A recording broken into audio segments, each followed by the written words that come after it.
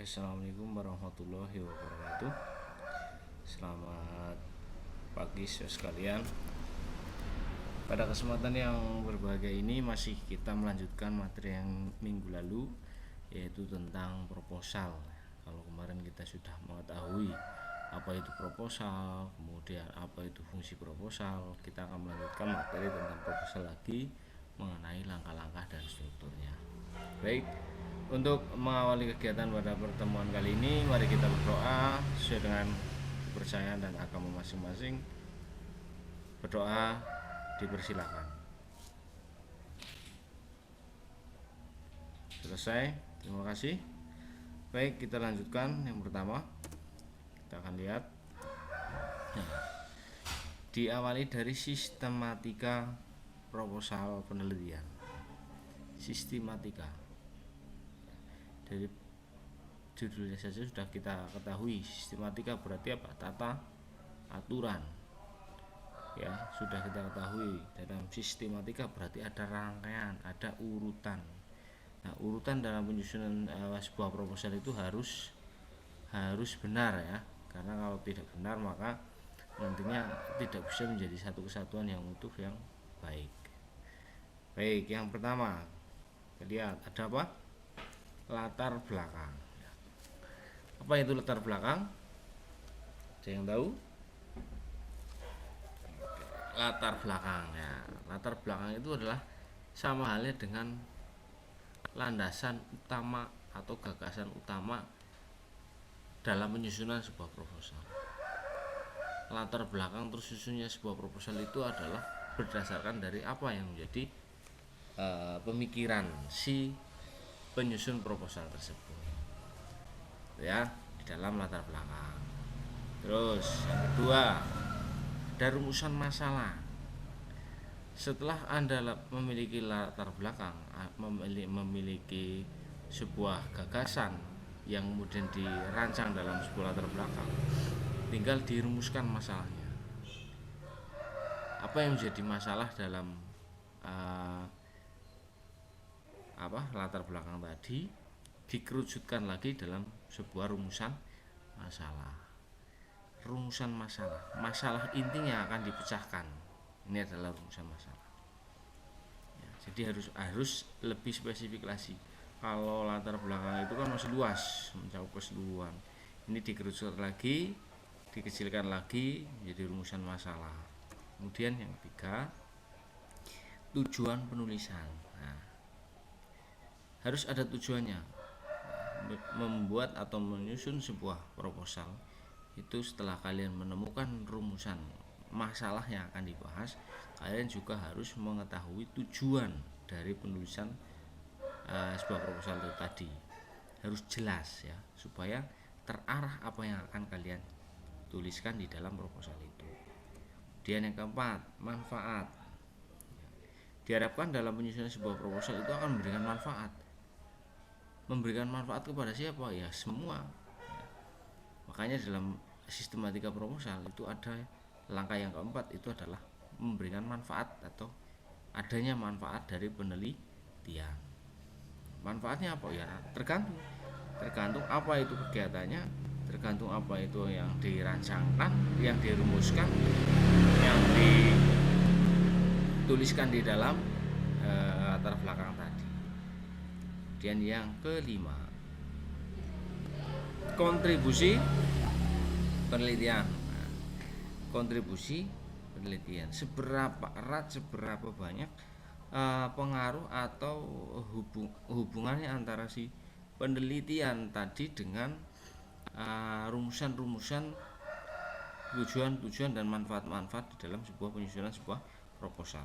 Jadi harus ada sumbangsihnya, terkaitannya. Itu kontribusi. Yang keenam, definisi operasional. Ini sudah mulai masuk ke langkah-langkah di situ. Definisi operasional. Yang keenam, langkah-langkah yang akan dilakukan dalam sebuah kegiatan atau rencana kegiatan yang disusun dalam proposal. 7, ada tinjauan pustaka. Tentunya kalau kalian dulu pernah belajar tentang karya ilmiah, kalian tahu adanya tinjauan pustaka. Tinjauan pustaka berarti itu memberikan mencari melihat beberapa kegiatan atau beberapa penelitian yang sudah dilakukan guna memperkuat ataupun menjadi perbandingan bagi sebuah penelitian yang akan kalian lakukan. Makanya adanya tinjauan pustaka. Kemana biasanya tinjauan pustaka? Ya dilihatlah, biasanya ada di beberapa hasil-hasil karya proposal, hasil-hasil karya ilmiah yang disimpan di perpustakaan dan sebagainya. Oke, lanjut. Yang ke-8, metode penelitian. Ya, metode penelitian. Metode berarti cara melakukan penelitian. Ya, metode yang dilakukan adalah ada dua kalau penelitian biasanya. Ya, metode ada dua. Apa saja? Metode penelitian secara langsung dan tidak langsung. Itu ya. Lanjut. Kemudian jadwal pelaksanaan. Jadwal pelaksanaan penelitian itu juga tertera dalam proposal, dicantumkan dalam proposal. Agar apa yang dilakukan kita terarah, jelas. Itu ya. Terus yang ke-10 itu rencana anggaran. Mengapa kok rencana anggaran harus dimasukkan? Memang di dalam proposal itu harus ada rencana anggaran sebagai gambaran untuk memperkirakan biaya-biaya yang dibutuhkan dalam penelitian tadi atau dalam kegiatan yang akan dilakukan, yang direncanakan kemudian diajukan dalam sebuah proposal. Itu. Yang 11 adalah daftar pustaka. Nah, daftar pustaka tidak bisa dijelaskan, kalian tahu, sudah jelas ya, sudah paham daftar pustaka itu isinya apa. Ya seperti itu. Nanti ada materi tersendiri yang membahas tentang daftar pustaka. Oke, sampai sini ada pertanyaan? Kalau belum ada berarti kita lanjut. Jadi sistematika proposal penelitian itu ada berapa? 11. Maaf saya ulangi, 11. Yang pertama ada latar belakang yang mendasari terbentuknya sebuah proposal yang dirangkai dalam bentuk kalimat, disusun biasanya di awal proposal.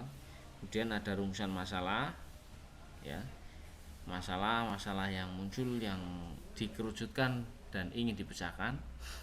Tujuan penulisan, nah tujuan ini adalah tujuannya dibuat sebuah proposal atau rancangan kegiatan tadi. Tujuan untuk apa?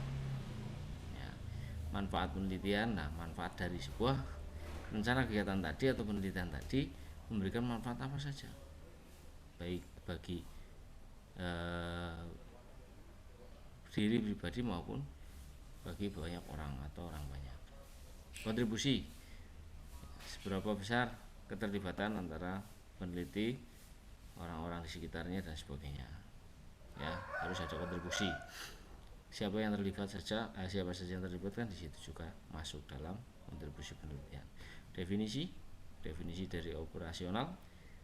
Ya, di situ ada kegiatan-kegiatannya dijabarkan yang akan direncanakan terjadi yang kemudian dituliskan dalam sebuah proposal.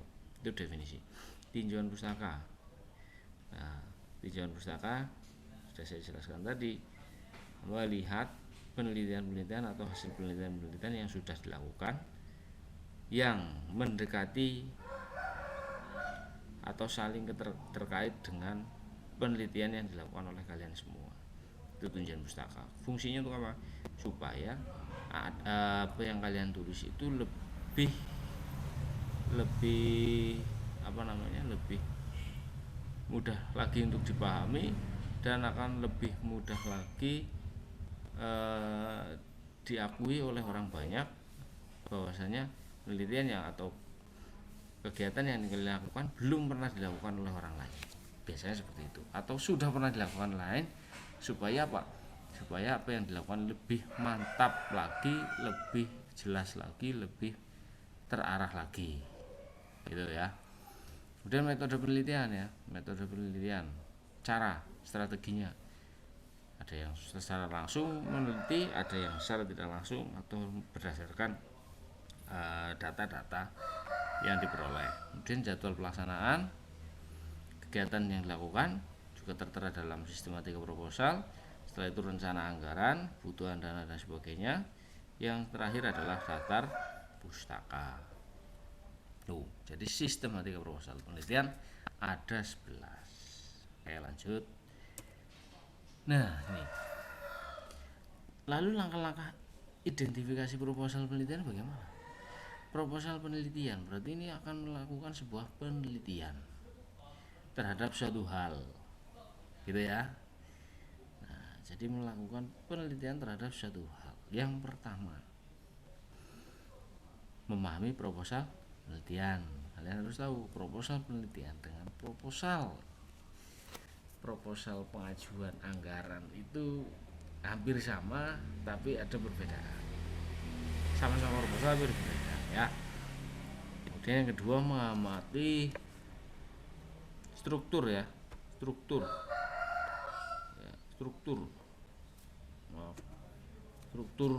dari proposal penelitian ya. Dua. Ketiga, menentukan informasi penting dalam proposal penelitian.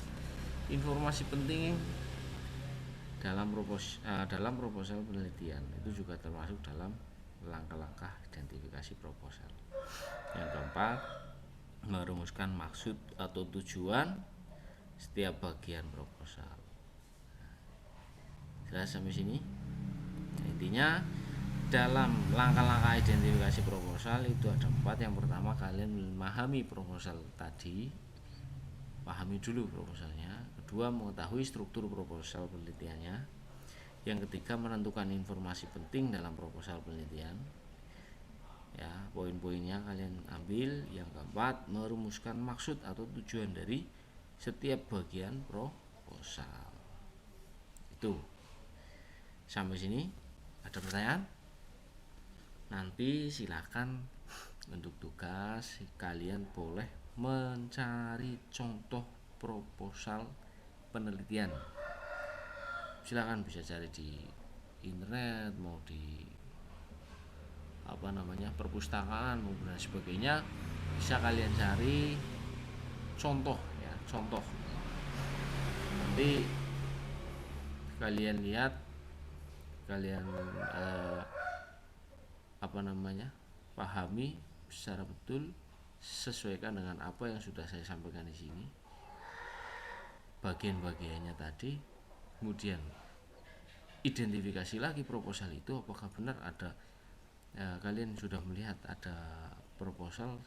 Yang kedua, kalian sudah melihat proposal itu memiliki struktur ya. Proposal banyak sekali situ ada, dilihat dulu aja, nanti kalian tahu. Kalau struktur berarti kan susunan struktur wajah, ada kepala,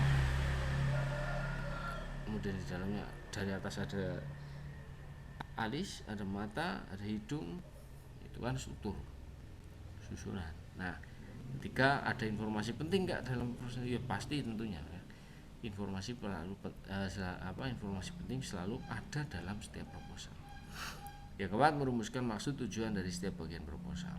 Kalian cari salah satu contoh dari proposal penelitian yang bisa kalian ambil dari internet maupun dari perpustakaan, bebas. Intinya ini untuk tugas, kelak ada kesempatan untuk bisa tatap muka, nanti akan saya tanyakan. Itu saja. Silakan kalau tidak ada pertanyaan, maka saya akhiri sampai di sini. Jangan lupa tetap jaga kesehatan ya. Terima kasih, saya akhiri. Assalamualaikum warahmatullahi wabarakatuh.